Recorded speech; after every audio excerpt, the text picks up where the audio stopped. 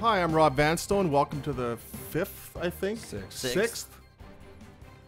Sixth Leader Post Rider Rumblings podcast. Video. What do we call this thing, Austin? Austin Davis, ladies and gentlemen. It's a podcast with video components. Hi, Austin Davis. I went from being behind the camera last week to a guest this week, so dream big, kids. And our other guest is from CBC and a maniacal Rough Rider fan, Peter Mills. This morning I got up to get ready for the podcast, and I thought, oh boy, I better shave. It's podcast day. And halfway through the shaving, I thought, well, I'm not going to fit in. Anyway, I cut myself, and but the fine gentlemen on flanking me don't have these issues. Between two beards. Between two beards, yeah. Guys, pleasure to be here. Thanks so much for having me. Thanks for joining us, Peter. It's really good of you to come here so that you can listen to these bad jokes that I'm making. I miss them. I used to be in this office, and we sat right beside each other, actually, and I do miss the jokes. No, you don't. Yes, I do. Don't mislead the media. Particularly the wall of hair pieces. That's still my favorite thing ever. The Toupee Hall of Fame. If anybody wants to see the Toupee Hall of Fame, give me a call or send me an email, and we'll have private viewings. I'm in it, by the way. Guided tours. Yeah, it's a classic. We got some great toupees on there. Yeah. Off to this fine start. We're talking, surprise, surprise, about the Saskatchewan Roughriders. Last Friday, they defeated the Toronto Argonauts 27-19 in the regular season opener. Want to talk about that a lot. We also want to talk about the interesting incident that happened at BC Place on Saturday night, where Marcell Young of the BC Lions took it upon himself to take care of a fan who intruded upon the field. Yeah. And this has been a matter of considerable debate. So I thought we'd start off with that and throw that around, and then segue into the Rough Riders and their game against Ottawa on Thursday. Thoughts? I'll kick this off because I saw him referred to as a streaker in the media, and I wish that was accurate. I don't think you can call him a streaker. Isn't streaking? Don't you have to be naked? I feel like you have to. I think it's a pretty blanket term though for any Yahoo who runs on the field and makes a scene. So just somebody who runs on the field is a streaker. Is that okay? A streaker to me is 1974 Academy Awards when David Niven is talking and this guy comes behind and gives the peace sign. And thank goodness it wasn't a far off shot. So, and David Niven on the Academy Awards referred to this gentleman as exhibiting his shortcomings. So that's a streaker. Yeah. The 75 Grey Cup, the preamble to that's a streaker. Yeah. But a fully clothed or mostly clothed person running onto the field, that's not a streaker. That's just an intruder. That's a somebody who's not supposed to be there. Yeah. But was the hit. So I'm talking around the issue there, which is whether Marcell Young, whether the laying him out was appropriate, and it was a great hit. I'll give him that. The form was nice. It was a solid shoulder. Oh, he nailed him. Yeah, he clobbered him. Yeah, it was a good shoulder. It was a good shoulder check. But I see already. Pete shared a tweet this morning that was about whether or not that was appropriate given the possibility for injuries. Now, that's kind of a murky legal situation when a guy is intruding, trespassing, and gets hurt. But I didn't think he showed over-aggression, although it was a nice hit. What do you think, Pete? Yeah, I can actually see all sides of this perspective. I mean, I'll go back to when I was just a young guy watching in the stands, and who doesn't love a streaker? Everybody would go crazy when they used to get onto the field, and you cheer them on to go as long as they possibly could. And then, I mean, TV's recently changed their policies where they don't even show them anymore on TV because they don't want to give them the extra attention. So I originally thought it used to be fun, and now I'm kind of changing my perspective a little bit. And I do think about the fact that, like, what if something seriously happened to that person? I mean, sure, I mean, this person's totally in the wrong. You can't be doing that. And I think, especially with all the terrible incidences that have happened around the world, something dangerous could happen if you're running on the field, and you should be taken down by security. Maybe it's not the best idea for a player to do it because if you paralyze somebody, I mean, it's not good for anybody involved. You're going to face charges for that. I think the only thing I had a problem with in that incident is how much they celebrated after he hit him. It wasn't an in-field or an in-game hit. They were all pretty pumped up with how much he leveled the fan. So maybe they celebrate a little too much. But it is an interesting issue. I think they should maybe just leave it to security guards to do it. If I was a coach, I'd probably tell my team not to flatten people who run the field. But I think it's changed the way we used to look at it. I loved it. I thought it was outstanding. Back in the late 60s, early 1970s, the Baltimore Colts had a linebacker named Mike Curtis. And he had the ultimate game face. And the description of Mike Curtis used to be is when he was on the team bus going to the stadium, he would look out the window of the bus and hate the grass. Just a miserable, cantankerous football player. So a fan decides to run onto the field and jump up and down somewhere close to Mike Curtis. And if you go on my Twitter site, Twitter, whatever it's called, you're the online guy. What's it called? Twitter account? A page, yeah. Twitter account. At Rob Vanstone, which I can't spell correctly. You'll see Mike Curtis decking this guy, and it's outstanding. So I'm all for it. The new Mike Curtis lives. If you don't want to get hit like that, it's pretty simple. Don't go on the field. Totally. Yeah. Football is a hitting game, and those guys are wearing pads. Like, yeah, that guy was at a severe disadvantage.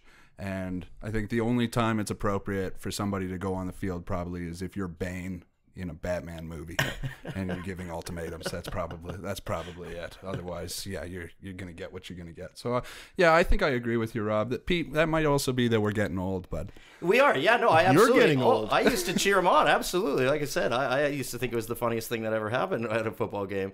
Now I think it's a little different, and I think I would just take it from that coach's perspective, where it's like don't get yourself into trouble. If they're coming right at you, that's a different story. If they're coming to the huddle, obviously you should be able to protect yourself. Yeah. But it's a dicey situation. Well, I'm used to watching people who aren't supposed to be on the field because I covered the 2015 Saskatchewan-roughriders. That's right. Me. That's right. Is there any talk about fines? I don't think so. The Lions have said that he won't be disciplined internally. Okay. Yeah. I don't think the league will take it upon themselves to do so. Just stay off the field. It's pretty. It's a pretty basic and thing. even though he leveled him, it wasn't all he was trying to do is stop him. Yeah. I mean, it's not like he punched him in the face or anything like that. Yeah. That would have been a little bit different story. But he just gave him a shoulder and he rocked him pretty good. He did a better job than security. Yeah, no that's kidding. right. That game would have lasted longer than Winnipeg versus Edmonton if it had been left up to security to get that guy. Where were they? Where were they? I think they were playing cards or something. Yeah. So good on Marcell Young. Now, football. Roughriders.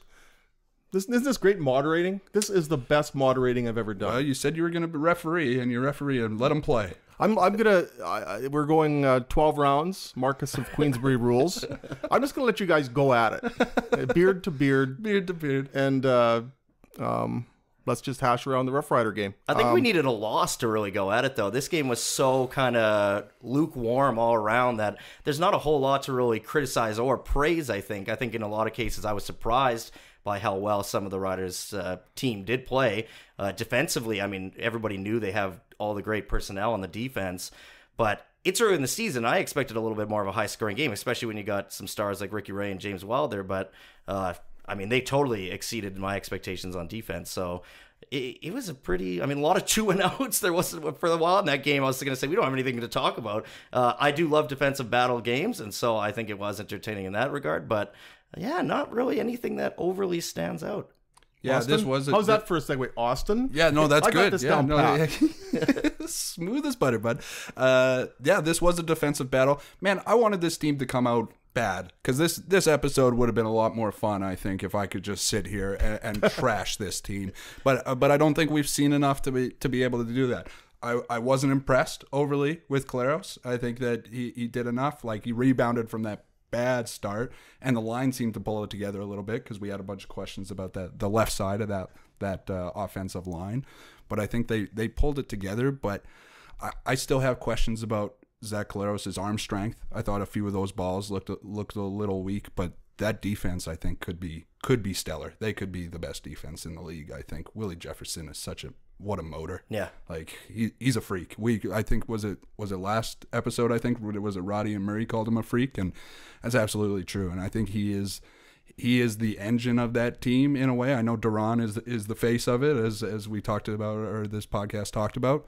But I think Willie Jefferson is the engine of this team, and I'm interested to see where that goes. I liked what I saw at Zach Collaros. Like you, they didn't throw deep enough to really get a definitive assessment of the state of his throwing armor or of the Rough Riders' vertical passing game, if indeed there is one. There was the pass to Caleb Hawley for a 34-yard gain, but that was a mallard that ended up being being rescued by conservationist Caleb Hawley. They tried the one down the left sideline in the end zone, Duron Carter, and he tried to make that patented one-handed catch. And then there was the one that led to the pass interference call for a 39-yard gain late in the game that played a key role in cinching the outcome. But when you look at this team, Stephen McAdoo likes a ball control passing attack, so you're never going to get this bombs away passing attack when Stephen McAdoo is your offensive coordinator, because a big play for a Stephen McAdoo passing attack is about 8 yards. Yeah. Right. So, but when you look at the weapons that they have, principally Duron Carter and Naaman Roosevelt, there should be, and there certainly is, some quick strike potential. And are they taking advantage of all their resources if they can't go over the top? And I think that's a lingering question about the offense. Zach Collaros on the intermediate passes, he was sharp. The first 10 passes he attempted between 10 and 16 yards downfield, they were all complete. Yeah. There was only one incompletion in that range. So they're fine there. But can they go over the top? Could they singe a defense? If that defense starts crowding in, trying to stop the running attack, which was pretty impressive, or at least pretty steady on Friday, and if they creep in to try and stop some of these shorter passes, do the Rough Riders have that capability to go above? And I think that's the question about the offense, the one that's still lingering after Friday. Yeah, I'm happy you bring up Steve McAdoo, because that's something I think that a lot of people don't really talk about. In the past few years, the offensive coordinator was one of the most criticized person. I don't think you got that so much last year, and I think you're 100% right. People are saying, why aren't you going to, why isn't Collaros throwing it deep, or why isn't there more big plays? But I think that is just the structure of their offense.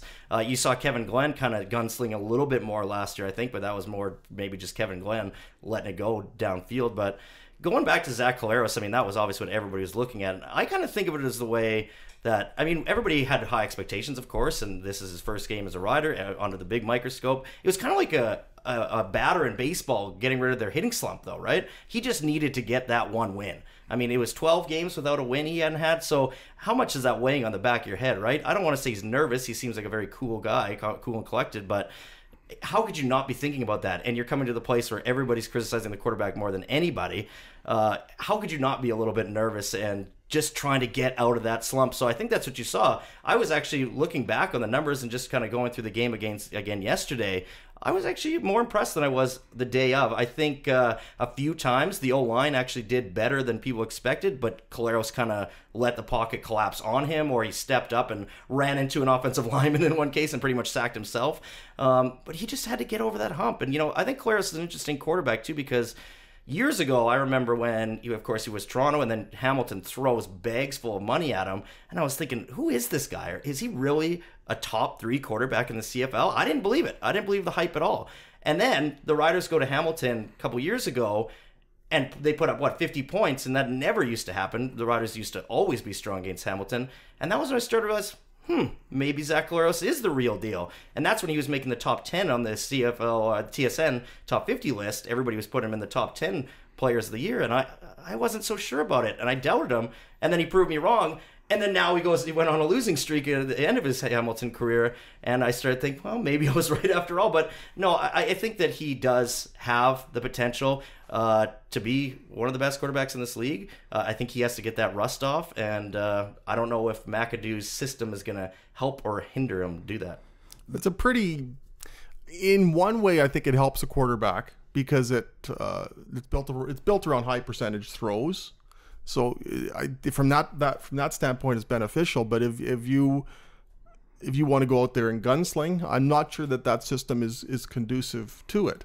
Yeah. That said, Mike Riley played very well in that system with the Edmonton Eskimos, and the Rough Riders with Kevin Glenn and Brandon Bridge quarterbacking last year led the league in touchdown passes with 35. So you can have success through the air. But what I keep waiting for, when you look at Duron Carter, the type of talent that he is, this is somebody who could get 1,500 yards and have an off year. He's that much of a talent. And I just wonder if Duron Carter is ever going to reach his full potential as a receiver, given the degree to which he is inhibited by the Rough Rider offensive scheme.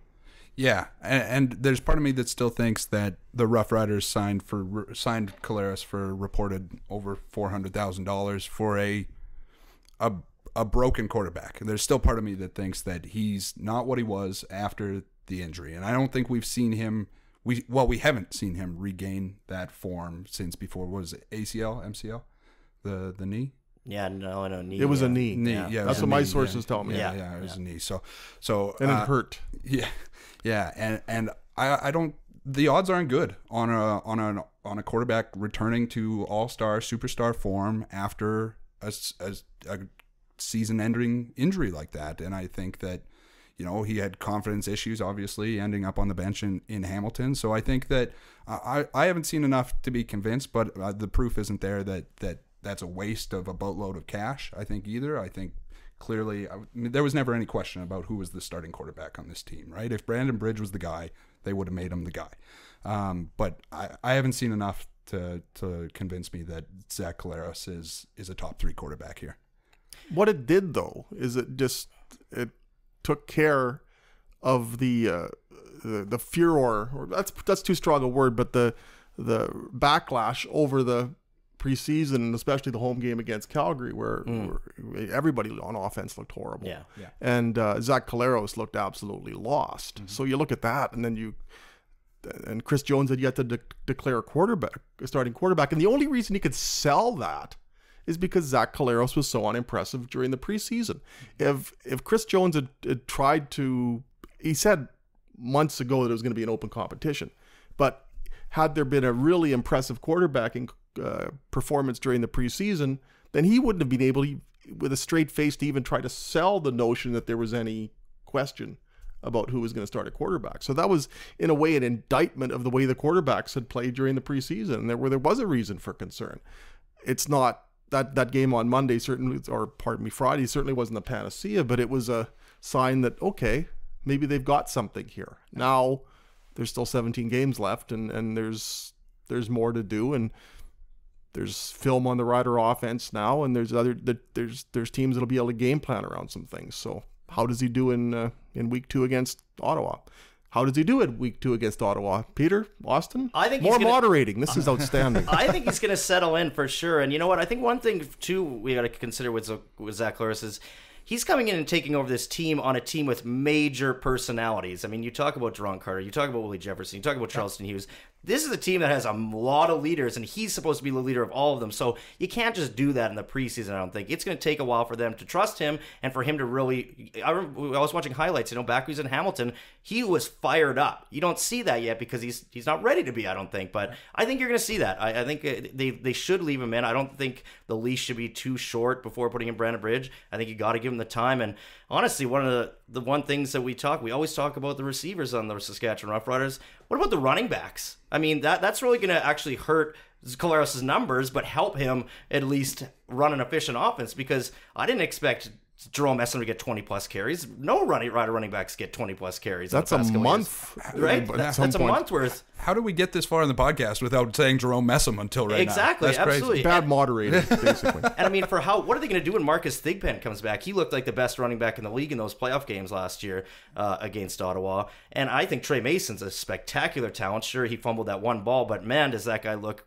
explosive every time he touches it. And when you're going from Messam, who's going to just wear you down, to Trey Mason or Marcus Thigpen, I mean, that is a great 1-2 punch that kind of reminiscent of Sheets and Jock Sanders. And Jock Sanders, which was a great 1-2 punch as well. So I think the running backs, we've all kind of overlooked it. We know the names and we know they're all quality players, but that could be one of the biggest strengths of this team this year. When we have Murray McCormick and I doing the podcast, it's a 1-2 punch.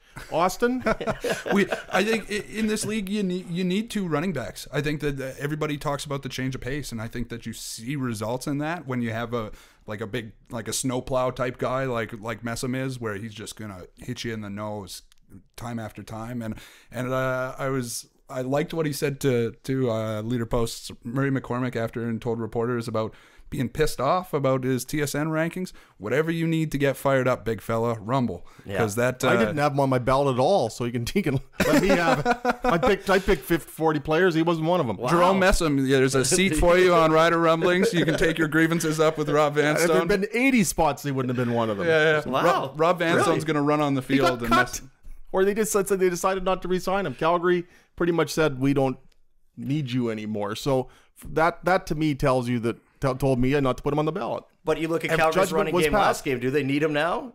they probably could have benefited from against Hamilton last week. Have we seen John Hufnagel make personnel mistakes before though? Like he doesn't release a guy unless he thinks he's washed, right? That was the only thing that worried me about re-signing Messam, let alone Chamberlain. Was it Chamberlain who basically, and was Brendan still there too? Taman, that they got rid of him. That was during the fire sale, right? They were fired. Yeah, that they was were gone. Jeremy O'Day. Jeremy O'Day made that deal. Right? Was that Jeremy O'Day? Yeah, the fire sale, getting rid of him for nothing, when you could tell that he still had legs left, and then he did. He's a Grey Cup winner as a result. Right? That was the year after with Calgary. So. Yeah, he didn't win a Grey Cup in Calgary. No. They managed to blow two in a row. Right, Yeah, right. They blew two in a row, of course. Grey Cups, back-to-back Grey Cups. But I think he's still got legs, and he's gonna hurt you, because I think at the end of the fourth quarter, like, that was where they were rewarded for running the ball earlier in the game. Is that all of a sudden that line is tired from taking it on the chin from that guy. So I thought that wore him down. But I agree with you, Pete. That could hurt Collaros' numbers. Yeah, I don't. You know exactly what you're getting with Jerome Messam, and I don't see, other than if he gets injured or he's got some old bones, which I don't think is necessarily the case. You know what you're getting with Jerome Messam. He's not going to be running 30 yards at a time. He's going to pound. If he gets 6 yards every carry, the Riders can't lose. And I mean, I think that's what they're looking for. And when you do need a big play, that's what you go to Trey Mason and Marcus Thigpen for. But I don't know. I don't know why people question Jerome Messam so much.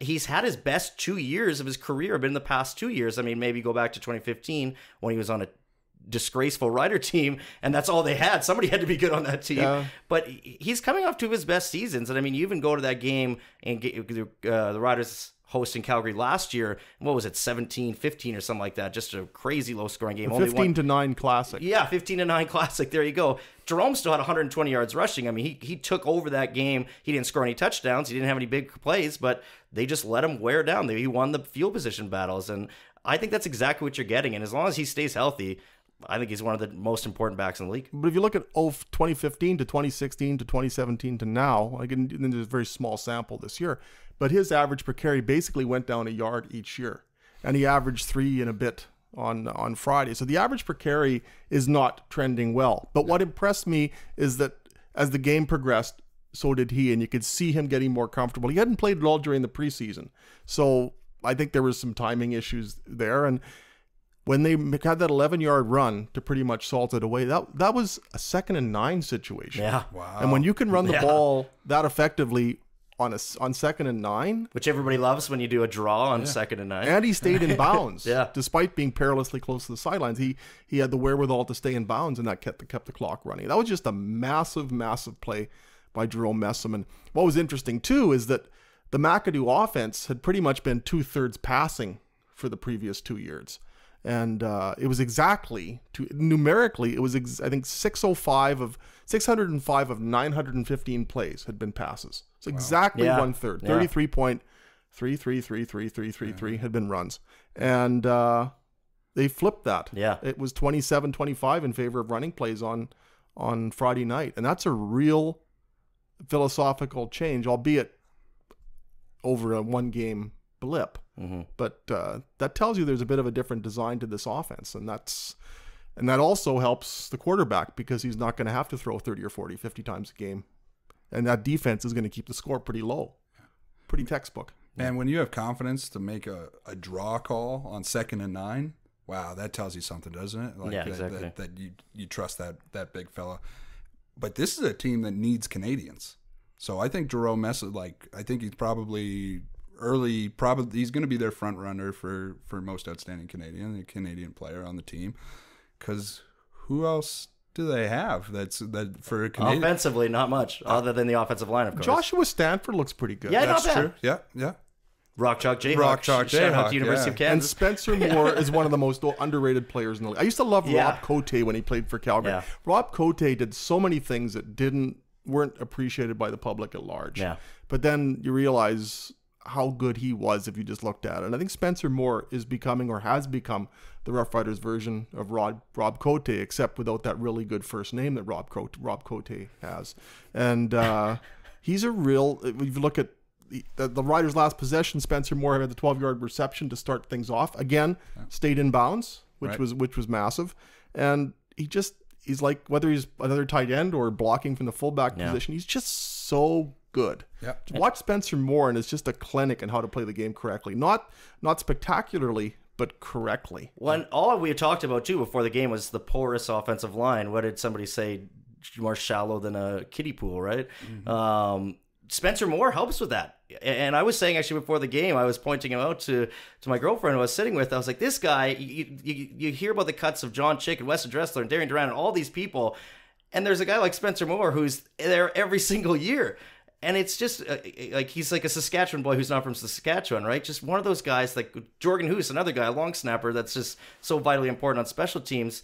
These guys are so important to this team. And I think Spencer offered, I mean, he doesn't get the ball a whole lot. He was saying, I remember when he re-signed, we talked to him at Mosaic Stadium, and he said he hopes that he maybe finally gets a touchdown this year. But he's going to be so vital for that tight end kind of blocker. I'm happy you brought up a player like that because obviously we don't talk about them very often. Austin, do you have anything to add before I sign us off? Yeah, I'd say that's a good point about the two Canadians, Hughes and Moore. I do think that this team has Canadian depth problems. Yeah, I mean we look at the guys that Chris Jones has brought in, and all the like Clark was here, right? Labatt was here. Like he hasn't brought in Canadians, so I do have a little concern about that. That 2013 team was stacked with talented Canadians. So I think if you're gonna compare the Grey Cup chances, I'm a little worried about that, and I think fans should be worried about the lack of Canadian talent. You have the first overall pick in 2016, and he ends up being a bust, that being Josiah St. John, and then Alex Singleton goes 6th that year to Calgary,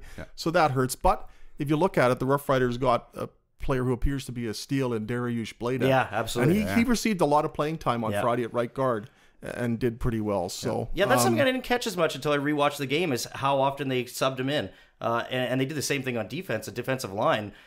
The alignments were constantly changing. I was wondering what Charleston Hughes was doing in the middle of the defensive line at sometimes. It looked like a Gary Echeverry defense.